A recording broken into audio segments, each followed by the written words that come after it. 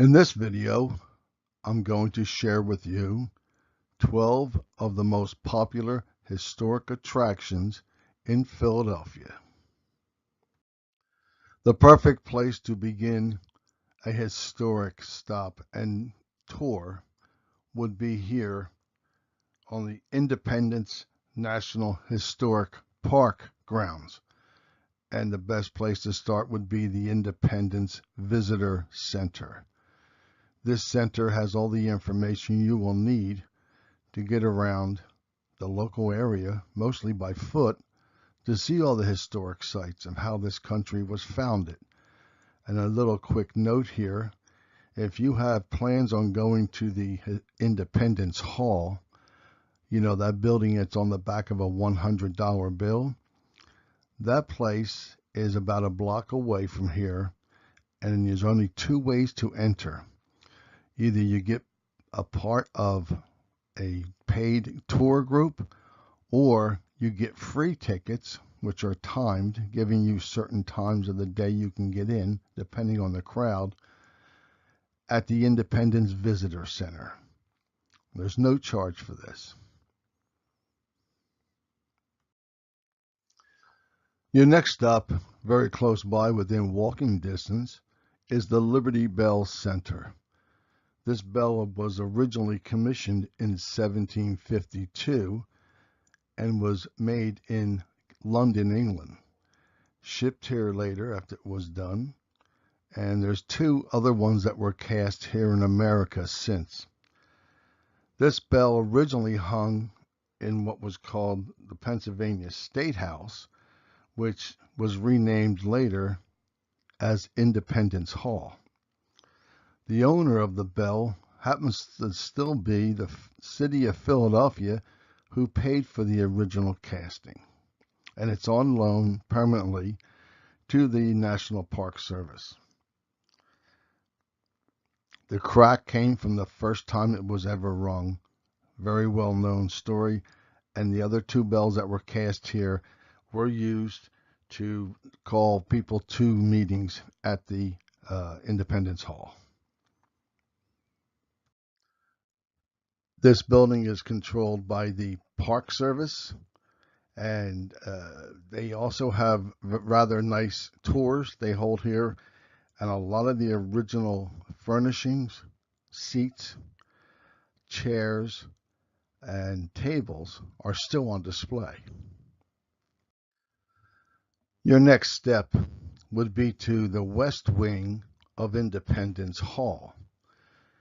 People wonder where the name West Wing came from.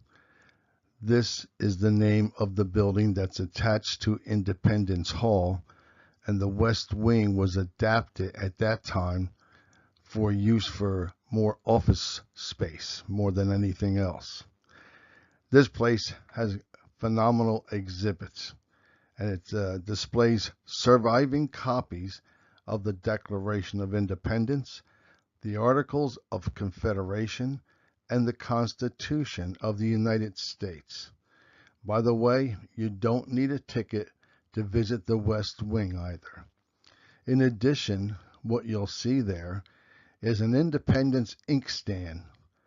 This inkstand was crafted by a silversmith by the name of Philip Singh, and it was made for Pennsylvania's colonial government.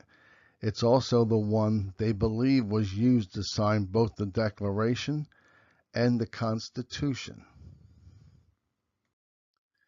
Next, we step up to the National Constitution Center. This center is a nonprofit, nonpartisan institution devoted 100% to the United States Constitution. The center is an interactive museum and a national town hall for constitutional dialogue, hosting government leaders, journalists, scholars, and celebrities for public discussions, including presidential debates. The center houses the Annenberg Center for Education and Outreach, which offers civic learning resources on-site and online. What it does not house is the original Constitution, which is stored at the National Archives building in Washington, D.C. Next, we go to Congress Hall. Congress Hall was built as the Philadelphia County Courthouse originally, and it was home to the U.S. Congress from 1790 until 1800, during the time when Philadelphia served as the temporary capital of the United States. Like the democratic ideals it once served, Congress Hall is simple but powerful. The nation's fledgling legislature occupied the former courthouse, a two-story brick Georgian structure that characterized Congress's role. Notable historic achievements made within Congress Hall include the establishment of the first Bank of the United States, the Federal Mint, and the Department of the Navy. One of the very most popular attractions here in Philadelphia is of the Eastern State Penitentiary. It's a former American prison. It's built on 11 acres, and remember this date, 1829. It's very important.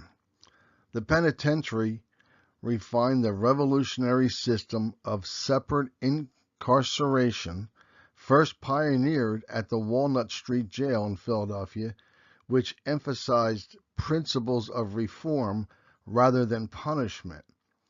Some very, very bad people, notorious criminals such as Al Capone and bank robber Willie Sutton were held inside this innovative wagon wheel design.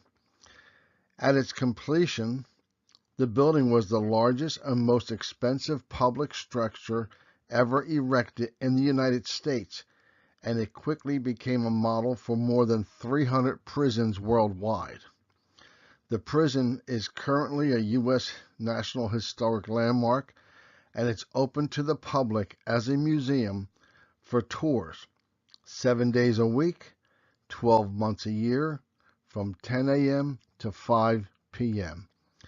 And here's a quick side note for you. That's why I said remember the date, 1829. Each cell in this prison had its own flushing toilet.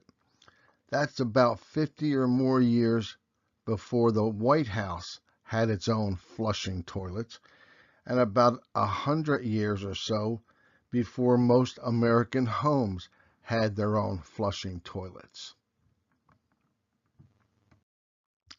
Next, we go to Old City Hall of Philadelphia. Although originally intended as Philadelphia's City Hall, it actually served as the home of the U.S. Supreme Court from the completion of its construction in 1791 up until 1800, when the national capital was moved to Washington, D.C. At that time, there were only 3 Chief Justices on the Supreme Court. Afterward, the building continued to serve as Philadelphia City Hall up until 1854. It also, as a side note, the owner of this building is still the City of Philadelphia, and they lease it to the National Park Service. Next up is Carpenters Hall, and this is a very important building in the founding of our country. It was a key meeting place in the early history of these United States. It was completed in 1775, and it's set back a little bit from Chestnut Street. The meeting hall was built for and is still owned by the Carpenters Company of Philadelphia, the country's oldest craft guild. The First Continental Congress met here in 1774, and the building was occupied briefly in 1777 by the British Army during the Revolutionary War. The site was designated a National Historic Landmark in April of 1970.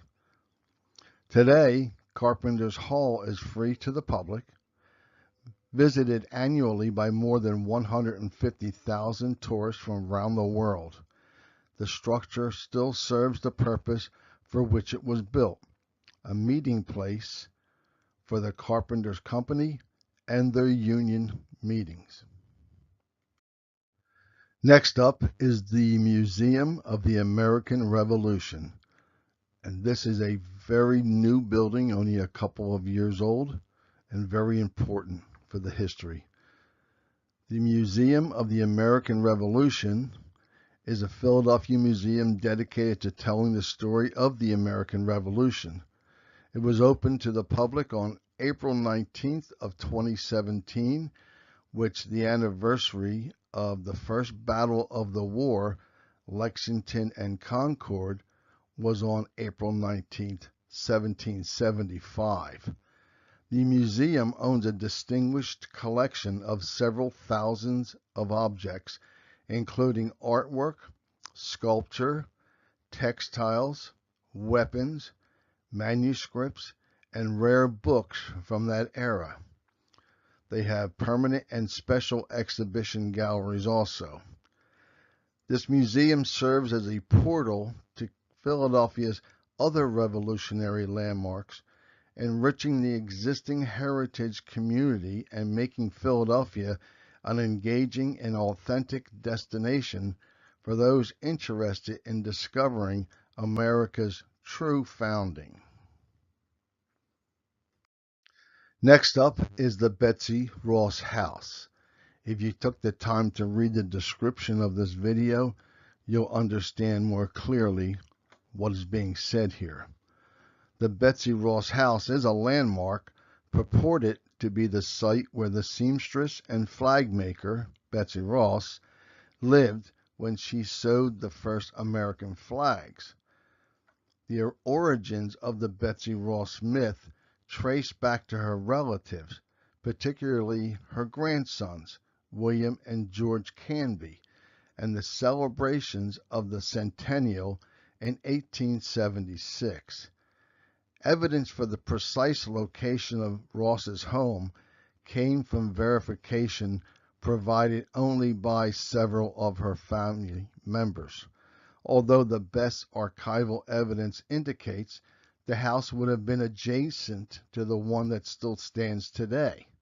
Although the house is one of the most visited tourist sites in Philadelphia, the claim that Ross once lived there and that she designed and sewed the first American flag are considered completely false by most historians. Okay, last stop will be at the Christ Church burial ground, and I did this on purpose because this is where most people end up their final days. The Christ Church burial ground is a very important early American cemetery. It's the final resting place of Benjamin Franklin and his wife Deborah. Also, 4 other signers of the Declaration of Independence were buried here. That would be Benjamin Rush, Francis Hopkinson, Joseph Hughes, and George Ross. The cemetery still belongs to Christ Church, which is an Episcopal church that was founded in 1695. And that place was also a worship center for many of the very famous Revolutionary War participants, including George Washington. Leaving pennies on Franklin's grave is an old Philadelphia tradition and not an insult. Benjamin Franklin originally said, "A penny saved is a penny got," but we will probably know it more likely as "a penny saved is a penny earned," because they modernized the phrase.